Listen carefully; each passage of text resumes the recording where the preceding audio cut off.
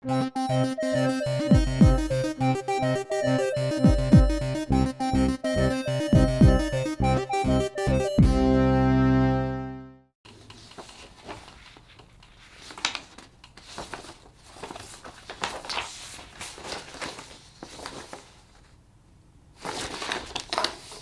and welcome to Fake News Now. I'm your host, Emmanuel Pereskiv. Amazon has finally gone bankrupt after 35 long years since its birth. After multiple marriages and divorces, the CEO incrementally lost more than he was able to gain each year. Then in 2018, the federal government issued a subpoena, forcing Amazon to pay its share of taxes to which it avoided since its inception. Due to these events, all Amazon shareholders backed out, forcing the CEO to cut wages, which led to all employees, both human and robot, to go on strike, resulting in months of packages not being handled or processed and piling up, resulting in customers demanding their money back. And so, the CEO was left with no other choice other than to finally shut down Amazon for good. He says, "It was a good run while it lasted, but all good things come to an end." Now everyone will have to physically go to the store themselves once again, rather than getting their items from the comfort of their own homes in their underwear. Truly a sad, sad day.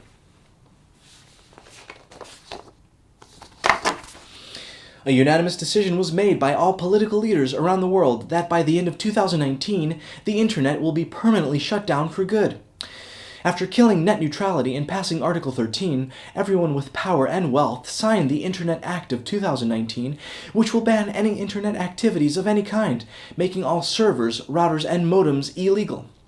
Apparently, we have all been abusing the internet with cat videos as well as profane and indecent content, so much so that we've essentially lost our rights to communicate such ideas to other people who would have not known of them to begin with.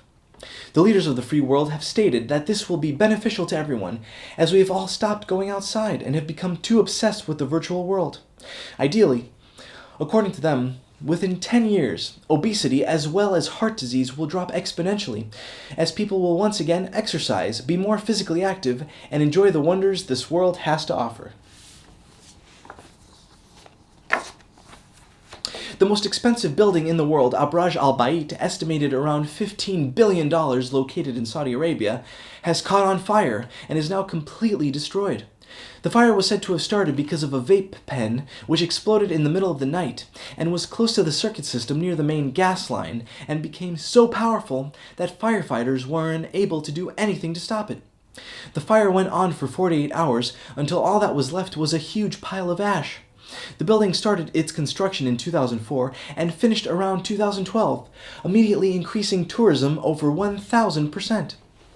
The billionaire who owned this important structure before it was destroyed has been accepting donations from people all around the world, and especially from those who are below the poverty line, in order to truly show their respect, gratitude, and sacrifice for this important and historic monument. According to him, the best way to remain above the status quo and continue to be a billionaire is to not use any of your own money, but to use the money of others, preferably those with barely any of it at all, to increase the wealth gap as much as possible, so that everyone knows who is more important than whom and act accordingly. He claims, "It's hard being a billionaire these days, and many of his other wealthy friends have made horrible investments and have gone through terrible divorces and have lost their billionaire status and are mere millionaires." He states that sometimes it's hard to be seen with these people because everyone looks down on them for having such little money to their names.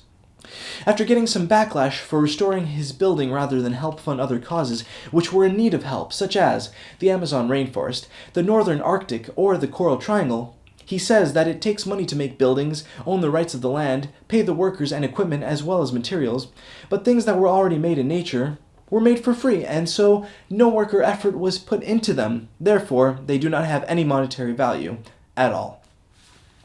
The new building is estimated to be worth at least $45 billion after being completed, and construction will commence immediately after all of everyone's donations have been collected. These are all the stories we have for you here at Fake News Now. I've just gotten word of breaking news. In a shocking turn of events, Amazon has just now been resurrected. After some backdeal trading, as well as new investors with offshore accounts buying shares, the internet retail giant is alive once again. Within the hour, Amazon was able to recover all losses and is once again one of the most successful companies of 2019. The CEO of Amazon was able to accrue interest with the Federal Reserve, since all federal revenue was transported via Amazon, prompting the CEO to officially open his own bank and have his own banking system and his own cryptocurrency, which has become more valuable than the dollar by at least 2,000 times. Essentially, one Amazon coin is worth $2,000. And the price of shipping and handling has become almost costless that FedEx, UPS, and the post office isn't able to compete, making Amazon a monopoly. Concurrently, Congress has just passed a bill repealing the Sherman Act of 1890, now making it legal for any business to become a monopoly without any repercussions as long as it is an internet retail business. Amazon declares to remain on top of the food chain for many years to come and encourages everyone to get on the Amazon train or die.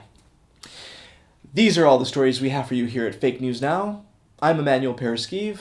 Good morning, good afternoon, or good night.